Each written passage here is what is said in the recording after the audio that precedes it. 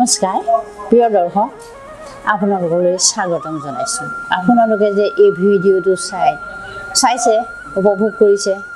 আৰু ঈশ্বৰে আপোনালোকক মংগল কৰক তাৰ প্ৰাৰ্থনাৰে মই আজি পৰৱৰ্তী খণ্ড আৰম্ভ কৰিছোঁ এতিয়া আপোনালোকক মই ক'ম জতুগৃহ কোনে বনাইছে কিয় বনাইছে এই জতুগৃহটো হ'ল লাৰে বনোৱা বস্তু আৰু কৌৰৱে ধৃতৰাষ্ট্ৰ পুত্ৰগণে এই জতুগৃহটো কি কাৰণে বনাইছিল সেইখিনি আপোনালোকক ক'ম এতিয়া পাণ্ডুৰ মৰা এবছৰ হ'ল পাণ্ডুৰ মৰা এবছৰ যেতিয়া হৈছিল তেতিয়া হস্তিনাপুৰৰ পিতামহ ভীষ্ম বিদুৰ আৰু উচ্চ পদস্থ বিষয়াসকল মন্ত্ৰীসকল গোট খাই যুধিষ্ঠিৰক যুৱৰাজৰ পাতিবলৈ অভিষেক কৰিলে সেইমতে যুৱৰাজৰ অভিষেক পাতিলে ইফালে ধৃতৰাষ্ট্ৰ ৰজা হৈ আছেই নহয় ধৃতৰাষ্ট্ৰ যেতিয়া এজন ৰজা হৈ থাকে তাৰ পিছতে পুত্ৰই হওক আৰু সদায় পুত্ৰকে দিয়ে স্থানটো কিন্তু যেতিয়া পাণ্ডু বনলৈ গৈছিল সেই সময়ত ধৃতৰাষ্ট্ৰক পিতামহ ভীষ্ম বিদুৰে তেওঁ সেই আসনখনত গৰাকী হিচাপে থাকিবলৈ দি কাৰ্যভাৰ চলাইছিল কিন্তু সেইমতে তেওঁ ৰজা হ'বলৈ পালে কিন্তু এতিয়া পাণ্ডুৰ পুত্ৰ তেওঁ যুধিষ্ঠিৰেতো ৰজা হ'ব লাগে সেইমতে ভীষ্মই সত্য নিদিয়ে তেওঁ যুৱৰাজ পাতিলে ইফালে ভীমৰ বীৰত্ব অৰ্জুনৰ বীৰত্ব এইখিনি দেখি ধৃতৰাষ্ট্ৰ আৰু ধৃতৰাষ্ট্ৰৰ পুত্ৰ দুৰ্যোধনৰ ইচ্ছাত পুৰি দেই মৰিবলৈ ধৰিলে এতিয়া সিহঁতে মৰণফান কেনেকৈ কৰিব পাৰি তাৰ চিন্তা কৰিবলৈ ধৰিলে যেতিয়া যুৱৰাজ পাতিলে যুধিষ্ঠিৰক তেতিয়া তেওঁ ভীম অৰ্জুন এইবিলাক তেওঁ ভাতৃগণে বিভিন্ন দেশৰ পৰা কৰ সংগ্ৰহ কৰি এই নগৰখন টনকিয়াল কৰিলে তেনেকুৱাতে গোটেই প্ৰজাবৰ্গৰ মাজত তেওঁলোক প্ৰিয়পাত্ৰ হৈ পৰিল এইখিনিও তেওঁলোকৰ ঈৰ্ষা জন্ম কৰে ইতিমধ্যে দুজনে ভাবিলে ধৃতৰাষ্ট্ৰও ভাবিছে কাৰণ মোৰ পুত্ৰ ৰজা হ'ব নোৱাৰিব পাণ্ডু পুতেক ৰজা হ'ব এতিয়া পাণ্ডুৰ পুতেক যুৱৰাজ মানে ডেকা ৰজা পাতে তেতিয়া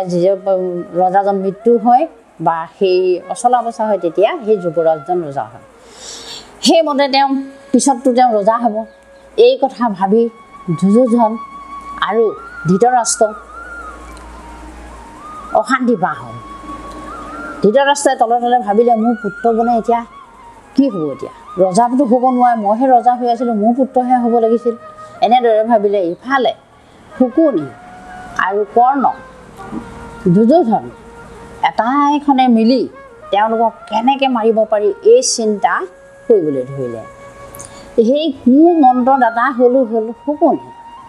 শকুনিয়ে আকৌ প্ৰতিশোধৰ কাৰণেহে ভাগিনীয়েকহঁতৰ সকলৰ লগত কুপৰামৰ্শ দি থাকে এবাৰ ধৃতৰাষ্ট্ৰ ৰজাই কি কৰিলে শকুনি 100 পুত্ৰক এটা কাৰণত বন্দী কৰি ৰাখিছিল সেই বন্দী কৰি 100 পুত্ৰ যেতিয়া ৰাখিছিল ৰজা ধৃতৰাষ্ট্ৰই মাত্ৰ এবাটি ভাত খাবলৈ দিছিল 100জনৰ ভিতৰত তেতিয়া শকুনিয়ে ভাবিলে এটাইকেইজন ভাতৃৰ লগত আলোচনা কৰিলে যে মই ধৃতৰাষ্ট্ৰক প্ৰতিশোধ ল'ব লাগিব তোমালোক ভাতৃগণ তোমালোকে খাব নালাগে নাখাই মৰি যোৱা আৰু মই খাই জীয়াই থাকোঁ এই প্ৰতিশোধ মই তেওঁক ল'ব লাগিব সেইমতে তেওঁলোকে ৰাজি হ'ল আৰু সেইমতে তেওঁ ভাতৃগণ মৰি গ'ল 100 ভাতৃ মৰিলে তাৰপিছত শকুনি জীয়াই থাকিলে সেই শকুনিয়ে প্ৰতিশোধ কিদৰে লৈছে এই কথাখিনি মূৰ্খ ধৃতৰাষ্ট্ৰ অন্ধ ধৃতৰাষ্ট্ৰ অধাৰ্মিক ধৃতৰাষ্ট্ৰ আৰু দুৰ্যোধন সেই একেই বাপেকৰ পুত্ৰ একো বুজি নাপালে কৰ্ণ শকুনি আৰু দুৰ্যোধন এই তিনিজনে এই মন্ত্ৰণা আলোচনা কৰি ৰজাৰ পৰা আদেশ বিচাৰিলে ৰজাৰ পৰা আদেশ কি বিচাৰিলে এনেদৰে বিচাৰিলে যাতে তেওঁলোকক এখন জেগালৈ পঠিয়াই দিব লাগে সেই বাৰ্ণাবত বুলি কয় এখন জেগা আছে সেই জেগাখনত বা সেই ঠাইখনত প্ৰতি বছৰি প্ৰতি বছৰে শিৱৰ উৎসৱ পতা হয়। সেই উৎসৱত ইফালে তেওঁ যুৱৰাজ হৈ আছে নহয়, সেই যুৱৰাজে তাত শিৱ মালাত দৰ্শন কৰিলে ভাল হ'ব বুলি এনেকৈ গোটেই ৰাজ্যত প্ৰচাৰ কৰি দিলে। আৰু ধৃতৰাষ্ট্ৰই তেওঁলোকক মাতি ক'লে তোমালোক বাৰণাবতলৈ যোৱা। এইখিনি আকৌ পৰামৰ্শ আছিল শকুনি, কৰ্ণ আৰু দুৰ্যোধন। তেওঁ ৰজাৰ পৰা অৰ্ডাৰটো পাছ কৰিলে বা আদেশটো পাছ কৰিলে। কৰাৰ পিছত তেওঁলোকক এতিয়া পঠিয়াবলৈ মন্ত্ৰীসকলকো ক'লে আৰু উচ্চ পদবীসকলক তেওঁলোকে দুৰ্যোধনে টকা পইচা দি পেলাই এই কথাখিনি প্ৰচাৰ কৰিলে তেওঁলোক তালৈ গ'লে ভাল হ'ব, তেওঁলোকে শিৱৰ দৰ্শন কৰিব লাগে। শিৱ দৰ্শন কৰিলে তেওঁলোকে এতিয়া অভিষেক পাতি পেলাই যুৱৰাজ হৈ আছে, সেইকাৰণে যাবৰ কাৰণে তেওঁলোকক এইটো বুদ্ধি কৰিলে। তেতিয়া এদিনাখন ধৃতৰাষ্ট্ৰই তেওঁলোকক মাতি আনি ক'লে যে তোমালোক বোপাহঁত তোমালোকে বাৰণাবতীলৈ যোৱা, শিৱক দৰ্শন কৰি সোনকালে ঘূৰি আহিবা। সেইদৰে কোৱাৰ পিছত যুধিষ্ঠিৰ আৰু 5 পাণ্ডৱ কুন্তি তালৈ যাবলৈ মনস্থ কৰিলে। তেনেকুৱাতে যেতিয়াই মনস্থ কৰিলে ইতিমধ্যে কৰ্ণ, শকুনি আৰু দুৰ্যোধনে কি কৰিলে এজন মন্ত্ৰীক ততাতৈয়াকৈ তালৈ পঠিয়াই দিলে বাৰণাবতলৈ। বাৰণাবতত তেওঁলোকৰ কাৰণে এটা আট্টালিকা বনাব, সেই আট্টালিকাৰ লগত তেওঁলোকে তাত থাকিব, যিমান দিন থাকে সেইদিন থাকিব বুলি এনেকুৱা ইয়াত মানুহৰ মাজত ঢৌ উঠাইছে, কিন্তু সেইটো মৃত্যু ফান পাতিছে। তাৰপৰা যেতিয়া তেওঁলোকে এই ঘৰটো বনাবলৈ পুৰুষোত্তম নামৰ এজন মন্ত্ৰীক পঠিয়াই দিলে, তেতিয়া তেওঁ কোটি টকা দিবলগীয়া হয়। সেই কোটি টকাই ঘৰ বনাই থাকোঁতে অকণমান সময় লাগিছে। তাৰপৰা তেওঁলোকে এদিন কৰিলে তালৈ বাৰণাবতলৈ যাবলৈ ৰাওনা হ'ল কুন্তি আৰু তেওঁ পুত্ৰগণ। ধৃতৰাষ্ট্ৰৰ ওচৰত সেৱা কৰি তেওঁলোক যাবলৈ তালৈ যাবলৈ আৰম্ভ কৰিলে। আৰু তাত তেওঁলোকক এনেকুৱাকৈ কৈছে যে ধৃতৰাষ্ট্ৰই তোমালোকক তাত মানুহে আদৰিবৰ কাৰণে ৰৈ আছে আৰু তাত তোমালোকে গ'লে ভাল পাব। এনেকুৱা কৰাৰ কাৰণে তেওঁলোকে ভাবিলে হয় তেনেধৰণে সেইমতে তেওঁলোকে কিছুদিনৰ পিছত তালৈ যাত্ৰা আৰম্ভ কৰিলে। তেতিয়া যাওঁতে কি কৰিলে তেনে প্ৰজাবৰ্গ আৰু পিতামহ ভীষ্ম, বিদুৰ তেখেতসকলে তেওঁলোকক আগবঢ়াই থৈ আহিলেগৈ বহুত দুখৰ মনেৰে। তেতিয়া সেই আগবঢ়াই থৈ আহোঁতে বিদুৰে যুধিষ্ঠিৰক কাণে কাণে ক'লে যে কি সাৱধানে থাকিবা, তোমালোকৰ এইটো মৰণফান পাতিছে এইদে বুলি ক'লে। তেওঁলোকে সেই কথাখিনি তেনেকৈ লৈ গ'লগৈ, তাত বাৰণাবত পালেগৈ। সকলো মানুহে আদৰ সাদৰ কৰিলে, সকলোৱে ভাল পাইছে। যেতিয়া তেওঁলোকে বাৰণাবত পালে তেওঁলোকক থাকিবৰ কাৰণে পুৰুষনে এটুকুৰা বেলেগ ঠাই দিলে। সেই ঠাইডোখৰত তেওঁলোকে ধুনীয়াকৈ আছে আৰু পুৰুষনেও ভাবিছে সন্দেহ নকৰক বুলি, কিন্তু ইতিমধ্যে তেওঁলোকে আটাইজন ভাই ককাই কুন্তিৰ লগত এই কথাখিনি আলোচনা হ'ল। তেওঁলোকে থাকিল বাহিৰা ঘৰটো, এই ঘৰটো সম্পূৰ্ণ হোৱালৈকে তেওঁলোকে তাতে থাকি দিনটো তেওঁলোকে কি কৰে চিকাৰ কৰিবলৈ যায়। চিকাৰ কৰি এনেদৰে দিনটো হাঁহি ফূৰ্তিকৈ থাকে, যাতে এই কথা ঘূণাক্ষেও যে সেই পুৰুষজন এই ঘৰ বনোৱা মানুহজনে গম নাপায়। এইদৰে ঘৰ যেতিয়া ওলোৱাৰ পিছত তেওঁলোকৰ সেই ঘৰত লাৰে বনোৱা চৰ্বিজাতীয় তাত মানে অকণমান ফ্ৰিঙঠি অঙঠা পৰিলেই লাগিলে জুই জ্বলি যাব আৰু ওলাবলৈ সুবিধা নাইকিয়া ঘৰ। তেওঁলোকে আহি ভালদৰে যুঁজিছে চালেহি, তেওঁলোকে জানেই সেয়া তেওঁ ক'লেই বিদ্ৰোহে। তেওঁলোকে সাৱধানে ৰাতি হাতত অস্ত্ৰ শস্ত্ৰ লৈ পহৰা দি তেওঁলোকে সেই ৰাতি দিনকেইটা কটাই। দিনত হ'লে তেওঁলোকে অৰণ্যৰ মাজত তেওঁলোকে পহু চিকাৰ কৰি ফুৰে আৰু লগতে তেওঁলোকে ওলাই যাব পৰা ব্যৱস্থাৰ সেই কেনি যাব সেইটো চাইছে। তেনেদৰে থাকোঁতে এদিন বিদ্ৰোহে এজন মাটিৰ গাঁত খন্দা মানুহ যুধিষ্ঠিৰৰ ওচৰলৈ পঠিয়াই দিলে আৰু সকলোবিলাক ক'লে যে মই মোৰ বিদ্ৰোহে খুৱাই পঠিয়াইছে বুলি ক'বলৈ ক'লে। সেইমতে ক'লে, কৈ পেলাই তেওঁ বিশ্বাস কৰি তেওঁ মাটিৰ তলেদি তেওঁ গাঁত খান্দি পেলাই সাজু কৰি ৰাখিলে। এতিয়া দিন ওচৰ চাপি আহিছে, সেই ঘৰটো আকৌ জুই দিব পুৰুষনে। কোনদিনা দিব? কৃষ্ণা একাদশী ৰাতি। সেই দিনটো ইতিমধ্যে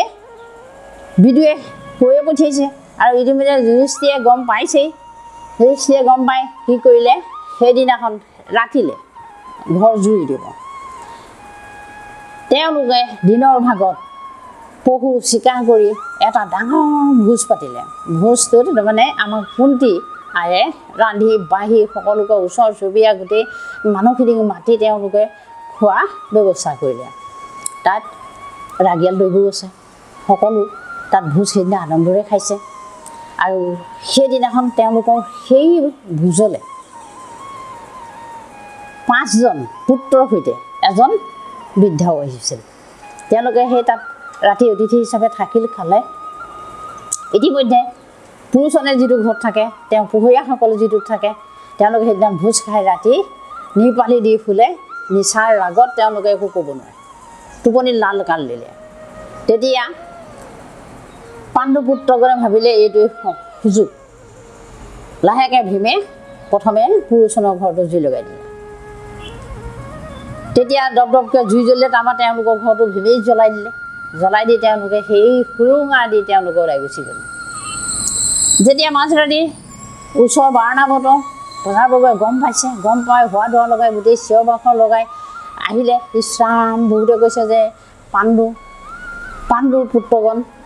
সকলো মৃত্যু হ'ল এই ঘৰত এইটো দুৰ্যোধনৰে কাম বুলি ভাবিলে তেওঁলোকে এনে গৈ গোটেইখনে দুখ কৰিছে কৰি লৈ তাৰে সেই বাৰণাবতৰ মানুহে তালৈ গৈ হস্তিনাপুৰলৈ খবৰ দিলে যে পাণ্ডু পুত্ৰগণ সকলো পুৰি জুইত জাহ গ'ল এই খবৰ ধৃতৰাষ্ট্ৰই গম পালে আৰু পিতামহ ভীষ্মই আহি গম পালে চালেহি পিতামহ ভীষ্মই তেতিয়ালৈকে গম নাপায় কথাটো কিন্তু বিদ্ৰোহী জানে এই কথা গম পাই ধৃতৰাষ্ট্ৰ আৰু তেওঁৰ পুত্ৰগণৰ আনন্দ সিমান নোহোৱা হ'ল বাহিৰত শোকাকুল দেখুৱাই তেওঁলোকে সেই তেতিয়াৰ পৰা কি কৰিলে তেওঁলোকে বৰতীয়া সাজপাৰ পিন্ধি তেওঁলোকে অন্ত্যেষ্টিক্ৰিয়া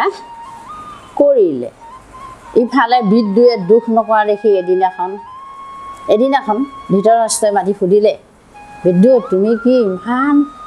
এই পুত্ৰগণ মৃত্যুত তুমি অকণো দুখ কৰা নাই তেতিয়া ধৃতৰাষ্ট্ৰই বিদ্ৰোহে হাঁহি মাৰি ক'লে তেওঁ অন্তৰহে জানিছে আচলতে যে তেওঁলোক মৰাই নাই তুমি মৰিছে বুলি গম পাই তুমি দুখ কেনেকুৱা দুখ কৰিছা এইটোতো বিদ্ৰোহে জানে তেওঁ তেতিয়া কৈছে মোৰ দুখ নাই লগা বুলি তেওঁ হাঁহিলে কিন্তু তেওঁ অন্তৰত এটাই দুখ লাগিছিল পাণ্ডৱসকলে কুন্তীয়ে কেনেদৰে হাবিৰ মাজত কি কষ্ট পাইছে এইটো লৈহে তেওঁ বেছি দুখ কৰি আছে আৰু এই যে পাণ্ডু পুত্ৰগণ মৰা নাই পিতামহ ভীষ্মই দুখ কৰি থাকে তেতিয়া পিতামহ ভীষ্মক বিদ্ৰোহে ক'লে তেওঁলোক মৰা নাই তেওঁলোকৰ সকলো কথা ক'লত যেতিয়াৰ পৰা পিতামহ ভীষ্ময়ো দুখ কৰিবলৈ এৰিলে তেওঁলোকে এনেদৰে কি কৰিলে আনন্দত তেওঁলোকৰ সীমা নাই কাৰণ তেওঁলোকে এতিয়া ৰাজদোহত নপৰে তেওঁলোক তাত মৰিছে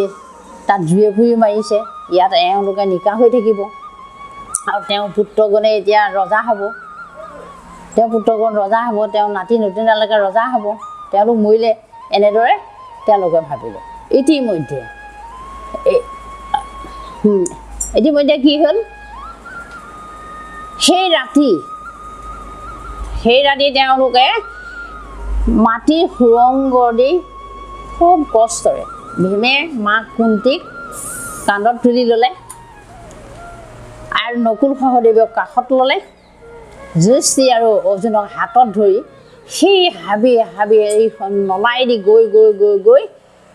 যমুনা নদী পাৰ পালেগৈ তেতিয়া ৰাতি আন্ধাৰ যেতিয়া সেই যমুনা নদীৰ পাৰত কি আছিল এজন নাৱৰীয়া ৰৈ আছিল সেই নাৱৰীয়াজন আকৌ বিদ্ৰোহে পঠিয়াইছিল বিদ্ৰোহে তেওঁলোকক সেই পাৰ কৰিবৰ কাৰণে সেই নাৱৰীয়াজন ৰৈ আছিল নাৱৰীয়াজনে সেই গংগা নদীখন পাৰ কৰাই দিলে তেওঁলোকে সেই অসভ্য অৰণ্যৰ মাজেদি গৈ থাকোঁতে ৰাতি পুৱালে হাবিৰ মাজতে কুন্তি দেৱীয়ে লুটি খাই পৰি দিলে মই আৰু নাযাওঁ মই যাব নোৱাৰোঁ মোক কৌৰৱ পুত্ৰহঁতে মাৰিলেও মাৰক কাটিলেও কাটক ধৰি নিলেও নিয়ক বুলি কৈ তেওঁ লুটি খাই তাতে পৰি শুই দিলে